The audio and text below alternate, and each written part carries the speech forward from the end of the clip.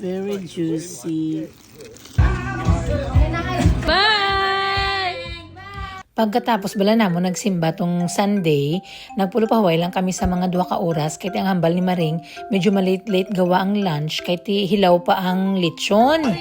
So tong napanimahuan na namon kay nagdapya man ang hangin. Uy, luto na. So naglakat na kami nag-agi kami dito sa dating nga trabaho ni Angkol. Nabakal kami sang soft drinks hanggang inimnon gani. Kay diri abi sa Australia tita kung may mga party gani, bring your own alcohol gid na diri no. Bisan damo na sila isang ilimnon kaya mga tao diri nasanay na gid na nga madala ka sang imo nga kung anong gusto mong inumon ba. So pag-abot namon dito te may mga dala-dala kami no. Nagdala man ko isang biko. Ti sinanay way man siya sang dala. At ti mayo lang ka way man siya gin papuli. So medyo lugdid ang amon nga Sunday pero relaxing lang ba. Sang morning nagato kami sa simbahan kay may Pinoy breakfast gani. Pagabot diri gin pang check ko dayon ang mga sudan ni Maring nga ginluto. May pansit, may afritada, tapos may spring roll, may manok. While ang mga uncle kay para mangin sa mga uncles kay ang nag-birthday gani si Tito King. Dito sila sa Gwa while ang mga nanay, ang mga tita, ari kami sa sulod nagachismis kami. Makita niyo yung town namon ti amo na siyang ginbiyahe namon do mga 20 minutes. Hindi kaya less than 20 minutes siguro. Kaya ang ila diri day Maring diri man sila sa farm.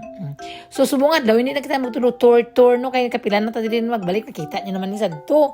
Namin ang ila diri nga farm. Kay basta namin na diri ang farm nila ni Maring ang ila diri nga plastada manami malinong kag matawhay kay layo sila sa mga judgmental nga mga kapitbahay kag mga lubekira nga mga marites.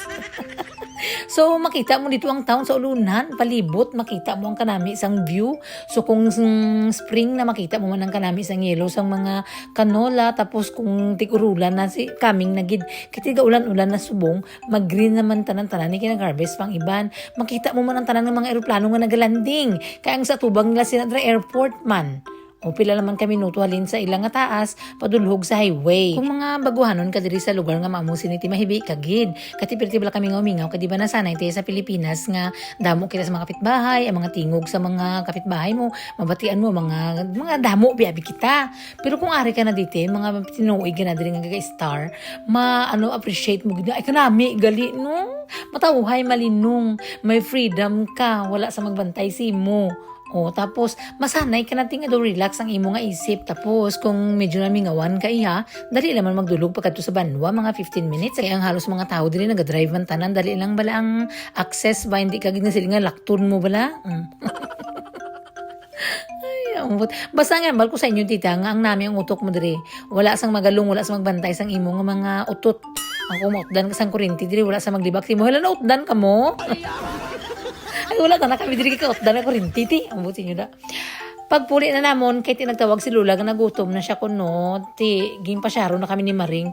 Damo gid bala kami gin sharon ti puno gid ang freezer ko.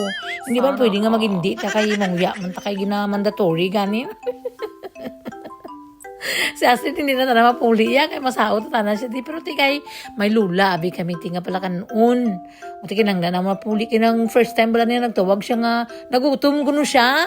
Pakonsensya man tana taman kay wala namon gindra ti na goodbye na lang kita sa mga Maring si nami man ni hapon patani kami kidamo kani kami sang sudan padangan nabilin tigin pa sharon lang ko ni Maring kay tiba pagkalunis sa to aga pa ko naghigop sang dagat ti dapat may kauno na ko dayon.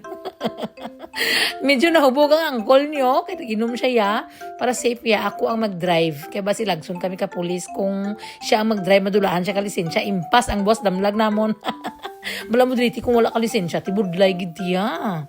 Ti labi na kung si angkol madulaan license kung mahubog ka diri or nang drive ka nga medyo may alcohol ka sa body, bawal gid na siya.